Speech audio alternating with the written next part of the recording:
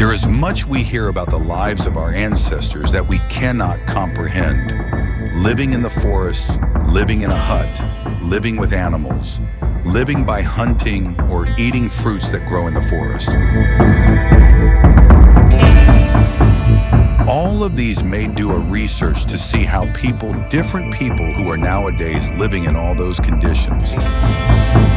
I went to the neighboring country of Tanzania and found a tribe called Hadza. Hadza tribe is a tribe that lives in the forests of Tanzania near Lake Nyasi.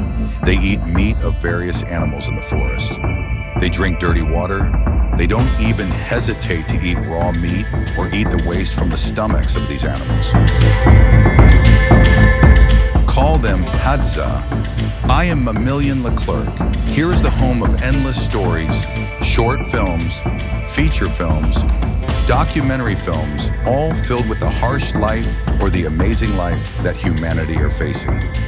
Subscribe and let's go to this channel to watch many videos. I'm back. Today we are going to spend 3 days living with this type of people in the forest, hunting and looking at different lives they live. When we got there, we found that they were talking this kind of a language. It is called Hadzain, their language. He said, let's introduce them firstly to the chief. Let me remind you that in order to reach them, we went with someone who knows them and can communicate with them without any problems, the guide. I was scared before, but they finally welcomed us.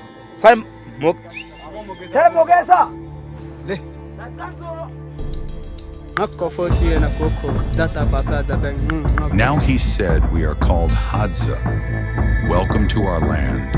And I said thank you.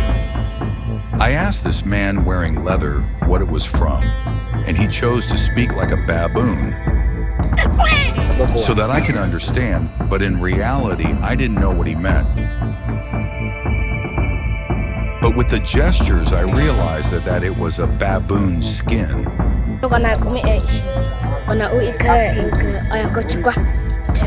This little boy said, when I was a child, I used to cry a lot, and my mother used to cut the sores under my eyes and put salt in them because of the pain, and I had not cried anymore. The conversations I had with them from the first minute gave me hope that I would achieve my goal. From that moment on, I found myself in the Hadza family. He said, now that I have grown up, I will never cry again. When they are at home, their job is to sharpen arrows to use in hunting, which means that they think of nothing else but hunting. When they bring back the prey, it is a celebration.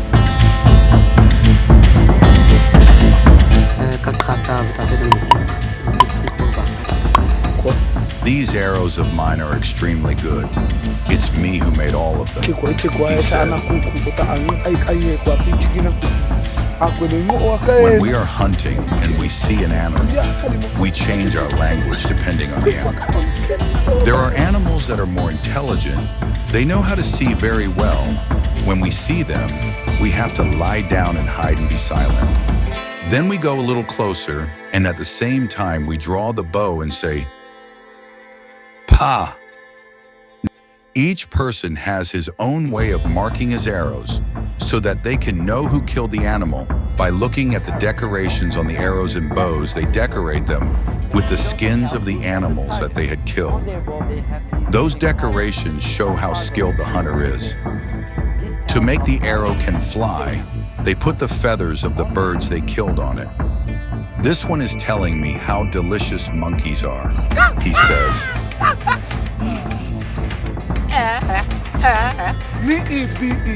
He says, they are better than baboons. Tomorrow we will go hunt them and eat them. He talked to me. You go to bed early and sleep in the morning. I will show you how to do it. I didn't actually sleep because of the nature of the place, but I waited for the morning to go hunting and see what would happen in the morning. The head hunter called Sakuro woke up the dogs and started calling other hunters to go.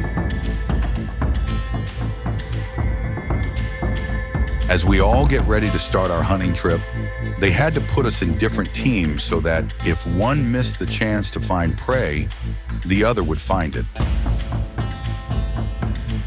Early in the morning, I went to the team that Sakura was in. When we entered the forest, we had about 10 dogs. We carried bows and arrows. Some arrows were poisoned and some were not. We had knives that we would use to kill some of the animals. Sakura followed this way, and we continued here with the dogs.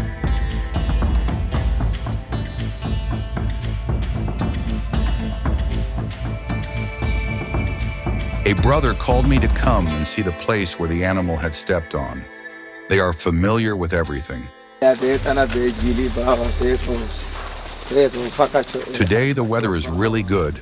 We can find many animals, especially in the warm weather. I wish it was always like this. Here their thirst has been quenched. They do not seek out fresh water, they drink whatever they come across, which means that their bodies are like those of animals. They are not like us who always wait for drinking mineral water.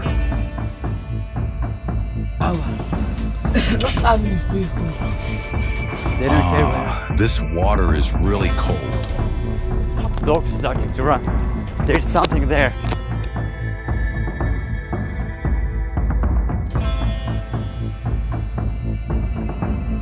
Here we have to stick a long stick in this hole to check if there is something in it. At that time, one of them is looking for a long stick to stick in. The dog is also trying to dig and widen the hole to make it easier to get the animal out. He sticks it in, but nothing comes out.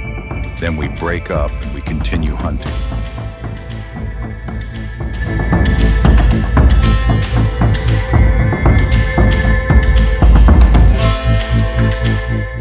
Remember that these people are nomadic and do not farm.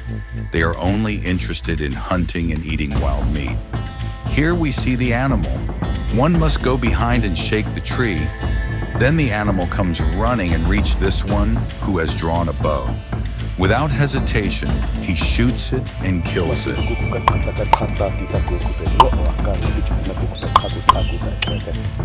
This is the first prey, but it was not easy to reach it. He said, "We went to the grass to search and heard it cry." He immediately puts the prey on his belt, and then he has to go and see where his arrow fell. He must not leave the arrow there because they struggled a lot to make their arrows.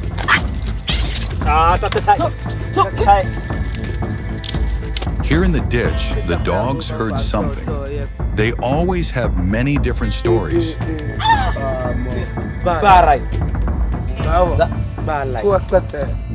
They said, "You can't cross that river. There is too much water."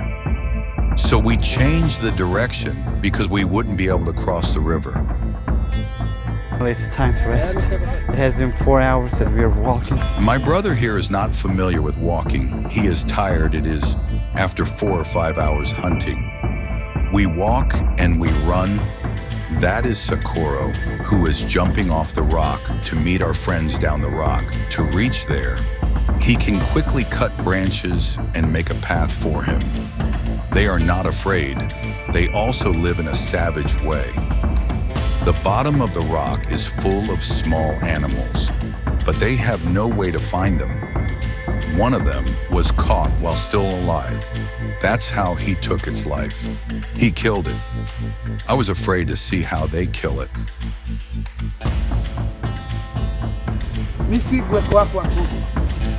Ha ha ha. I have finished it. They laugh.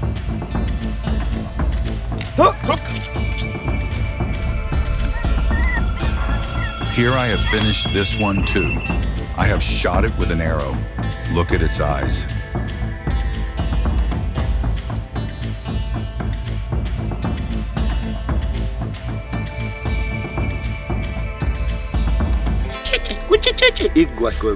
Let's get it out. That's how these animals cry. It cries or it doesn't. I don't care. It is meat. That's how he kills also this one. We come to kill 3 preys. They sometimes have a shower and drink when they reach a place with clean water. They are experts. They can make fire in less than a minute.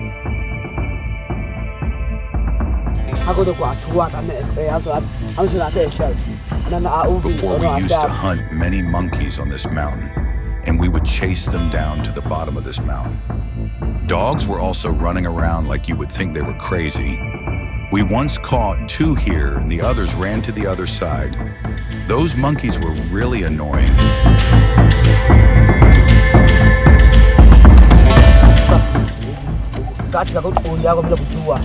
My brother here found it difficult to walk in this forest. He said, "Look, I'm caught once again."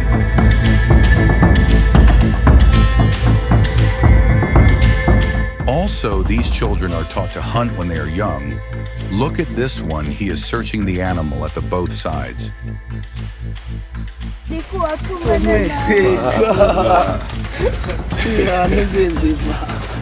He said, "Look, it was hiding here." He said, "I saw it. It's still alive." Ah, it's dangerous. Be careful. It has very sharp teeth. He raised it.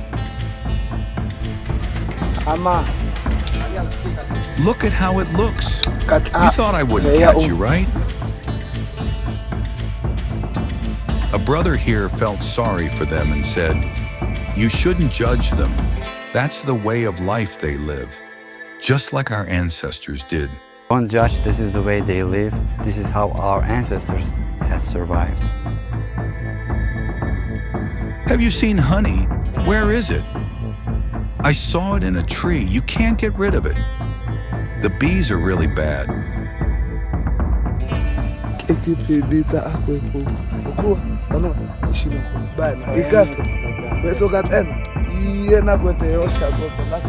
Those bees are really flies that bite a lot. He said, "I'm lucky I don't get stung, but your head will swell up like this."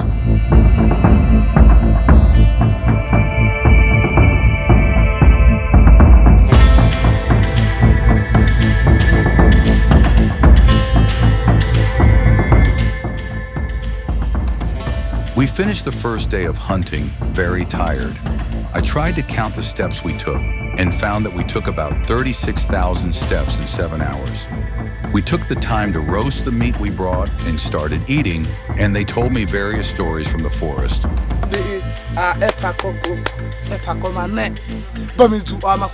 I really like monkey buttocks. They are very tasty, and their whips are also delicious to me. Their dogs are waiting patiently for them to finish eating and give them the leftovers.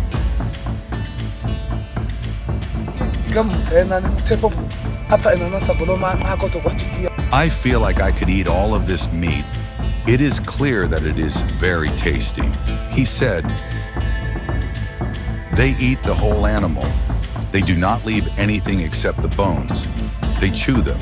Here they want us to share with them, and we eat them so that we can feel how it tastes." Did you hear how delicious it is? After eating, they have nothing else to do. They start making more arrows to replace the ones they lost during the hunt.